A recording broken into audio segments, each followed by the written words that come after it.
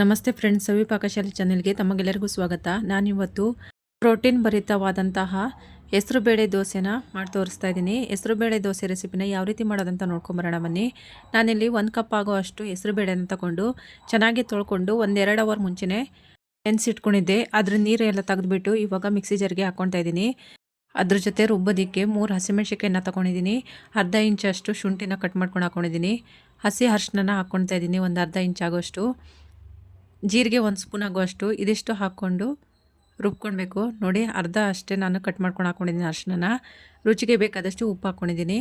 ಒಂದು ಸ್ವಲ್ಪ ನೀರು ಸೇರಿಸ್ಕೊಂಡು ಇದನ್ನು ನೈಸಾಗಿ ರುಬ್ಕೊಳ್ಬೇಕು. ಈಗ ರುಬ್ಕೊಂಡಿದ್ದೆಲ್ಲ ಆಗಿದೆ. ಅದನ್ನು ಆ ಮಿಶ್ರಣನ ಒಂದು ಪಾತ್ರೆಗೆ ಹಾಕ್ಕೊಳ್ತಾ ಇದ್ದೀನಿ. ಹಾಕ್ಕೊಂಡು ಒಂದ್ಸತಿ ಚೆನ್ನಾಗಿ ಕಲಿಸ್ಕೊಳ್ಬೇಕು. ಇದೇ ಥರನೇ ಸೇಮ್ ಇಂಗ್ರೀಡಿಯೆಂಟ್ಸ್ ಎಲ್ಲ ಹಾಕ್ಕೊಂಡು ಮಿಕ್ಸ್ ಕಾಳುಗಳನ್ನೆಲ್ಲ ನೆನೆಸ್ಬಿಟ್ಟು ರುಬ್ಬಿ ದೋಸೆ ಮಾಡ್ಕೊಬೋದು. ನೋಡಿ, ಇವಾಗ ಗ್ಯಾಸ್ ಮೇಲೆ ಒಂದು ಹಂಚಿಟ್ಕೊಂಡಿದ್ದೀನಿ. ಅದಕ್ಕೆ ಒಂದು ಸ್ವಲ್ಪ ನೀರು ಹಾಕ್ಕೊಂಡು ಚೆನ್ನಾಗಿ ಕಾವಲಿನ ಒರೆಸ್ಕೊಳ್ತಾ ಇದ್ದೀನಿ. ಈಗ ಬೇಳೆ ಏನು ರುಬ್ಕೊಂಡಿದ್ನಲ್ಲ ಅದನ್ನು ಮಾತ್ರ ಹಾಕ್ಕೊಂಡು ದೋಸೆ ಮಾಡ್ತಾಯಿದ್ದೀನಿ. ಇದಕ್ಕೇನು ಮಿಕ್ಸ್ ಮಾಡ್ಕೊಂಡಿಲ್ಲ. ಇದಕ್ಕೆ ನೀರು ಸೇರಿಸ್ಕೊಂಡು ಬೇಕಿದ್ರೆ ನೀರು ದೋಸೆ ಥರ ತೆಳ್ಳಗೆ ಆದರೂ ಹಾಕ್ಕೊಳ್ಬೋದು. ಇಲ್ಲ ಅಂತೇಳಿದರೆ ದೋಸೆ ಹಾಕಿ ನಾವು ನಿಧಾನಕ್ಕೆ ಇದನ್ನು ಎಲ್ಲ ಕಡೆ ಹಿಟ್ಟನ್ನು ಚೆನ್ನಾಗಿ ಹರಡ್ಕೊಳ್ಬೇಕು. ನಿಧಾನಕ್ಕೆ ಹರಡ್ಕೊಳ್ಬೇಕು, ಆವಾಗ ದೋಸೆ ಹರಿಯೋದಿಲ್ಲ. ನೋಡಿ, ಇವಾಗ ಒಂದು ಕಡೆ ಸೈಡ್ ಬೆಂದಿದೆ, ತಿರುವು ಹಾಕಿ ಒಂದು ಕಡೆ ಸೈಡಲ್ಲಿ ಬೇಯಿಸ್ಕೊತಾ ಇದ್ದೀನಿ. ನೋಡಿ, ಇವಾಗ ಬೆಂದಿದ್ದಾಗಿದೆ. ದೋಸೆನ ತೆಗಿತಾ ಇದ್ದೀನಿ. ನೋಡಿ, ಇವಾಗ ಇನ್ನೊಂದು ದೋಸೆನ ಮಾಡಿ ತೋರಿಸ್ತಾ ಇದ್ದೀನಿ.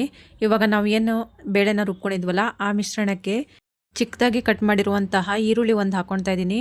ಕೊತ್ತಂಬರಿ ಸೊಪ್ಪು ಚಿಕ್ಕದಾಗಿ ಕಟ್ ಮಾಡ್ಕೊಂಡು ಹಾಕ್ಕೊಂಡಿದ್ದೀನಿ. ಮತ್ತು 1 ಕ್ಯಾರೆಟ್ನ ತುರಿದ್ಬಿಟ್ಟು ಹಾಕ್ಕೊಂಡಿದ್ದೀನಿ. ಇದಿಷ್ಟು ಇವಾಗ ಚೆನ್ನಾಗಿ ಕಲಸಿ ಮಿಕ್ಸ್ ಮಾಡ್ಕೊಳ್ಬೇಕು. ನೋಡಿ, ಈ ರೀತಿಯಾಗಿ ಚೆನ್ನಾಗಿ ಕಲಸಿ ಮಿಕ್ಸ್ ಮಾಡ್ಕೊತಾ ಇದ್ದೀನಿ. ಈ ರೀತಿ ಕ್ಯಾರೆಟ್ ತುರಿ, ಈರುಳ್ಳಿ ಮತ್ತು ಕೊತ್ತಂಬರಿ ಸೊಪ್ಪು ಹೆಚ್ಚಾಕಿ ಮಾಡಿದರೆ ತುಂಬಾ ಚೆನ್ನಾಗಿರುತ್ತೆ. ತಿನ್ನೋತಿಗೂ ಅಷ್ಟೇ ದೋಸೆ ತುಂಬಾ ಚೆನ್ನಾಗಿರುತ್ತೆ. ರುಚಿಯಾಗಿ ಆಮ್ಲೆಟ್ ತಿಂದಂಗೆ ಆಗುತ್ತೆ, ಅಷ್ಟು ಚೆನ್ನಾಗಿ ರುಚಿಯಾಗಿರುತ್ತೆ ಇದು. ನೋಡಿ, ಇವಾಗ ಹಂಚಿಗೆ ಇನ್ನೊಂದು ದೋಸೆನ ಹಾಕ್ಕೊತಾ ಇದ್ದೀನಿ. ಹಾಕ್ಕೊಂಡು ಇದನ್ನು ಮುಚ್ಚಬೇಕು. ಮುಚ್ಚಿ ಒಂದು ಸೈಡ್ ಚೆನ್ನಾಗಿ ಬೇಯಿಸ್ಕೊಬೇಕು. ಇವಾಗ ನೋಡಿ, ಅದಕ್ಕೆ ಮೇಲ್ಗಡೆಯಿಂದ ಎಣ್ಣೆ ಸವರಿದ್ದೀನಿ. ಈಗ ಅದನ್ನು ತಿರುವು ಹಾಕಿ ಚೆನ್ನಾಗಿ ಬೇಯಿಸ್ಕೊತಾ ಇದ್ದೀನಿ. ಇವಾಗ ನೋಡಿ, ಇನ್ನೊಂದು ದೋಸೆನ ಹಾಕಿ ತೋರಿಸ್ತಾ ಇದ್ದೀನಿ. ನಿಧಾನಕ್ಕೆ ಈ ಥರ ಎಲ್ಲ ಕಡೆನೂ ಹರಡ್ಕೊಳ್ಬೇಕು. ನಿಮಗೆ ದೋಸೆ ಏನಾದರೂ ಕ್ರಿಸ್ಪಿ ಬೇಕಂತ ತಿಳ್ಕೊಂಡು ಹೇಳಿದರೆ ಒಂದು ಸ್ವಲ್ಪ ನೀರು ಹಾಕ್ಕೊಂಡು ತೆಳು ಮಾಡಿಕೊಂಡು ಮಸಾಲೆ ದೋಸೆ ಥರನಾದರೂ ಮಾಡ್ಕೊಳ್ಬೋದು. ನೋಡಿ, ಇವಾಗ ಓಪನ್ ಮಾಡಿಕೊಂಡು ಮೇಲ್ಗಡೆಯಿಂದ ದೋಸೆಗೆ ಎಣ್ಣೆ ಹಚ್ಕೊತಾ ಇದ್ದೀನಿ. ಎಣ್ಣೆ ಹಚ್ಕೊಂಡು ಮತ್ತೆ ದೋಸೆನ ತಿರುವಾಕಿ ಚೆನ್ನಾಗಿ ಇದನ್ನು ಬೇಯಿಸ್ಕೊಳ್ಬೇಕು. ಎಷ್ಟು ಚೆನ್ನಾಗಿ ಕಲರ್ಫುಲ್ಲಾಗಿ ದೋಸೆ ಆಗಿದೆ ನೋಡಿ. ನೋಡೋದಕ್ಕೂ ಅಷ್ಟೇ ಚೆನ್ನಾಗಿರುತ್ತೆ ಮತ್ತು ತಿನ್ನೋದಕ್ಕೂ ತುಂಬಾ ರುಚಿಯಾಗಿರುತ್ತೆ. ಇದಕ್ಕೆ ಚಟ್ನಿ ಬೇಕಂತನೂ ಇಲ್ಲ, ಬರೀ ದೋಸೆನೇ ತಿನ್ಕೊಬೋದು, ಅಷ್ಟು ಚೆನ್ನಾಗಿರುತ್ತೆ. ನೋಡಿ, ಇವಾಗ ದೋಸೆ ರೆಡಿಯಾಗಿದೆ. ಇದನ್ನು ತೆಗೆದು ಪ್ಲೇಟಿಗೆ ಹಾಕ್ಕೊಳ್ತಾ ಇದ್ದೀನಿ. ಈ ಹೆಸರುಬೇಳೆ ದೋಸೆ ಡಯಟ್ ಮಾಡೋರಿಗೆ ಒಂದು ಪ್ರೋಟೀನ್ ದೋಸೆ ಅಂತಲೇ ಹೇಳ್ಬೋದು. ನೋಡಿದ್ರಲ್ವ ಫ್ರೆಂಡ್ಸ್, ಕಲರ್ಫುಲ್ಲಾಗಿ ರುಚಿಕರವಾದಂತಹ ಹೆಸರುಬೇಳೆ ದೋಸೆನ ಯಾವ ರೀತಿ ಮಾಡೋದು ಅಂತ ಹೇಳ್ಕೊಂಡು ಇಷ್ಟ ಆದರೆ ನೀವು ಒಂದ್ಸತಿ ಟ್ರೈ ಮಾಡಿ ನೋಡಿ ಫ್ರೆಂಡ್ಸ್.